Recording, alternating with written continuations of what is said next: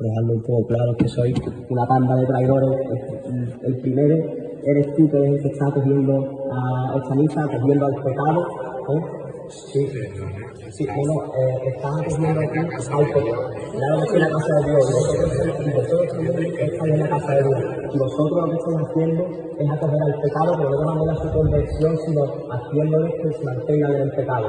Y sois una banda de traidores también porque sois los mismos que acogéis al pecado, pero que rechazáis un obsequio por las almas de víctimas del terrorismo y del odio. Y sois una banda de traidores, una cueva de ladrones y, por supuesto, una banda de traidores y desacatáis lo que dice el catecismo de la Iglesia, que acepta claramente la homosexualidad como, en la práctica de la homosexualidad como un pecado, así como también la tradición de la Iglesia. Y me da igual que sí, por supuesto que me da igual y estoy orgulloso de ello porque estáis desvirtuando el mensaje de Cristo y toda su verdad y estáis vendidos del diablo por 30 monedas y ya se está viendo y me da igual, o sea, yo voy a hacer caso a Dios ante vosotros y bueno, también ha dicho precisamente el Papa Francisco, y lo puede buscar usted en la revelación, que la homosexualidad no es un delito, pero sí es pecado. Eso sí lo que ha dicho, eso sí que lo ha dicho, señor, y usted lo puede buscar perfectamente en internet, y el mismo catecismo de la Iglesia al que usted se rige, lo dice claramente así como todo su magisterio de tradición. Y usted como sacerdote es un irresponsable intentando que perpetúen en su pecado y que no se conviertan. Ya espero de verdad de corazón que todos ustedes se conviertan. El primero usted, que es el responsable. Bien, ahí tenéis esa imagen que yo creo que hablan por sí solas y un chico al que yo felicito sinceramente. Y hoy quiero hablarles con total serenidad, pero también con la firmeza que exige la verdad. Esto ocurrió en Sevilla hace unos días atrás y se vivió pues este episodio que acabamos de ver y que ha generado una gran controversia. Ojo, he llegado a ver católicos que se mueven por redes sociales con muchos seguidores defendiendo la actitud del sacerdote y defendiendo la actitud de esa gente que estaba allí. Cada cual es libre de pensar y de opinar lo que quiera. Pero parece ser que este chico no tiene ese derecho, ¿no? El derecho a opinar y el derecho a protestar cuando ve algo incorrecto. Pues bien, eso que acabamos de ver, sacerdote, fieles, este chico, ¿verdad? Y nos hemos dado cuenta que en el interior del templo, un templo católico, se ha colocado la bandera LGTBI y ese acto se desarrolló claramente, un acto totalmente ajeno a la liturgia y a la identidad sagrada del lugar. O sea, el templo es para el culto, no para hacer apología de ningún tipo de ideología. Porque ahí estaba esa bandera. El problema no es la bandera, es el significado que tiene esa bandera, que es promover una agenda, un lobby en el cual quieren imponer una identidad sexual al individuo. Y entre los presentes estaba ese chico, que creo que se llama David, chico sevillano, que elevó la voz para expresar su desconcierto y para recordar al ministro que estaba ahí sentado que ese templo es la casa de Dios y que no es un espacio disponible para cualquier ideología, sino el lugar reservado para el culto al Dios Altísimo. Ahora yo pregunto, porque no he visto ningún movimiento por parte del obispo respecto a este acto tan polémico que ha ocurrido. Pero vamos a dejar eso aparte. El obispo creo yo que deberá saber cómo actuar o quizás sabrá cómo no actuar. Pero hoy deseo reflexionar sobre este hecho desde el punto de vista de la doctrina de la Iglesia. Sin gritos, sin aspavientos, sin rebajar a nadie, con mucho respeto, pero también sin renunciar a la claridad y sin renunciar a la verdad. Cuando un templo católico es dedicado al culto, es un templo consagrado, ese edificio deja de ser un espacio neutro. Se convierte en sentido pleno en un lugar sagrado. El Código del Derecho Canónico, en el canon 1214, es muy explícito. Se llama iglesia el edificio sagrado destinado al culto divino. Pero es que en el canon 1210 nos recuerda que solo se permite aquello que sirve para el ejercicio o incremento del culto, de la piedad y de la religión. Y se prohíbe lo que no esté en consonancia con la santidad del lugar. Y si estamos hablando de promover una ideología, pues lógicamente no está en consonancia con la santidad del lugar. En pocas palabras, un templo no es un salón parroquial, no es un auditorio, no es un teatro, aunque a veces lo parezca, por culpa de algunos sacerdotes, no es un plató de televisión, no, no es un espacio de reivindicación social o política, es la casa de Dios. Si el sacerdote se da la vuelta, habría visto el tabernáculo, el sagrario, donde está Jesús sacramentado. Y cuando llegué a ver ese video, lo vi hace un par de días o 3 atrás, observé, lógicamente, porque salta a la vista, una bandera ideológica ajena a nuestra fe. Y estaba colocada en un lugar bastante noble del presbiterio, ahí a la vista de todos. Entonces entendí y me dolió igualmente, profundamente, y empaticé con el malestar de ese chico.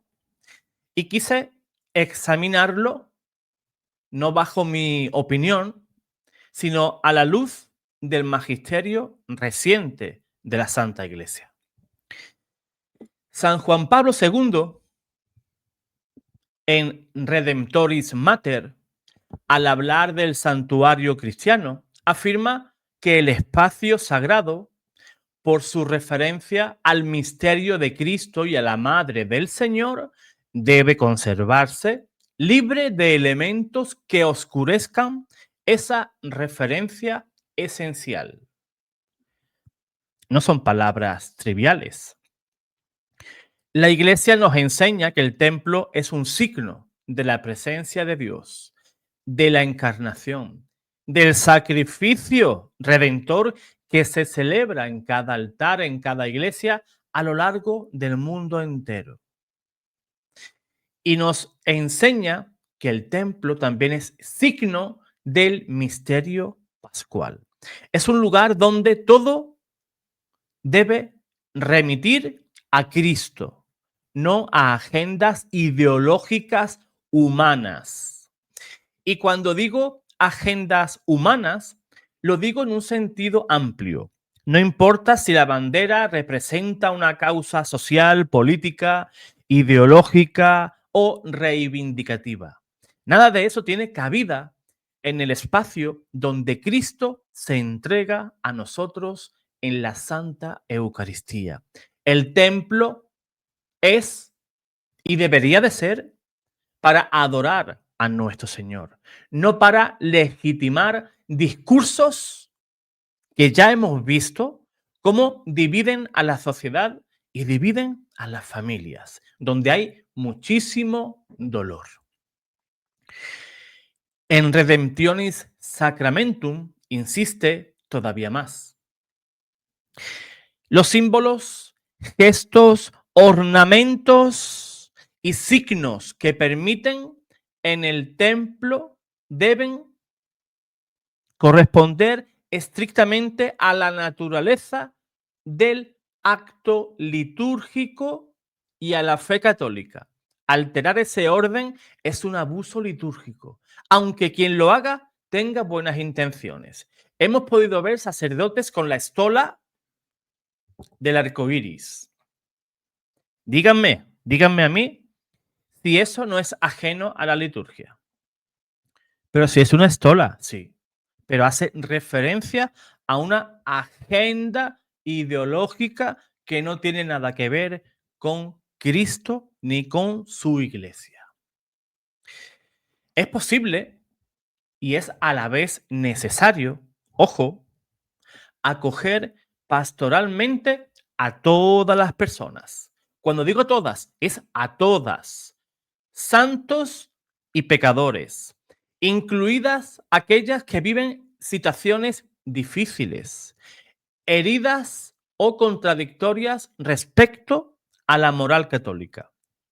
El catecismo es muy claro cuando dice que toda persona debe de ser respetada, acompañada y jamás discriminada injustamente. Pero también añade que la Iglesia no puede renunciar a proclamar la verdad sobre la moral revelada y el orden querido por Dios. Ese equilibrio, caridad y verdad, no se logra colocando símbolos ideológicos dentro del templo, ¿no? Se logra con pastoral, con acompañamiento, con misericordia verdadera, sin renunciar a lo que Cristo ha enseñado. Por eso, cuando escuché a este chico sevillano hablar con ese ánimo firme, pero sin violencia, entendí lo que movía su espíritu. No era odio. No, no. Ahí se escuchaba a una persona, te vamos a denunciar por delitos de odio. No, ese chico no hablaba con odio. Lo que pasa es que este colectivo tiene una piel muy finita. Tampoco era rechazo a personas concretas, no. Él hablaba por amor al templo, por celo apostólico, lo que le faltaba a ese sacerdote. Celo por la casa de Dios, como aquel que movió al mismísimo Jesucristo cuando expulsó a esos mercaderes del templo, diciéndoles, el celo por tu casa me devora. Pues eso mismo le pasaba a ese chico. El celo por la casa de Dios le devoraba por dentro. La iglesia necesita voces valientes, pero también voces prudentes. No se trata de gritar más que el otro, sino de recordar que el templo es un lugar donde se hace presente el sacrificio del Calvario. Cuando se introduce una ideología ajena a la liturgia y lo que se oscurece no es la opinión del sacerdote ni la sensibilidad de un grupo determinado. Lo que se oscurece es el rostro de Cristo. Que este hecho en Sevilla nos invite a ti y a mí, ¿verdad?, a reflexionar, que nos ayude a redescubrir el sentido que tiene un templo consagrado a la liturgia divina, que nos ayude a redescubrir el altar del silencio sagrado, de la adoración, y que aprendamos a defender la verdad con firmeza, pero también con serenidad de quienes saben que la iglesia no es nuestra. La iglesia es de Cristo y por eso la cuidamos y por eso la defendemos y por eso hoy levantamos la voz con respeto, pero también con convicción. En los tiempos que vivimos, estamos llamados a vivir nuestra fe católica aún más valientemente. No, hermano, no, hermana, ya no vale esconderse. El mal no se esconde.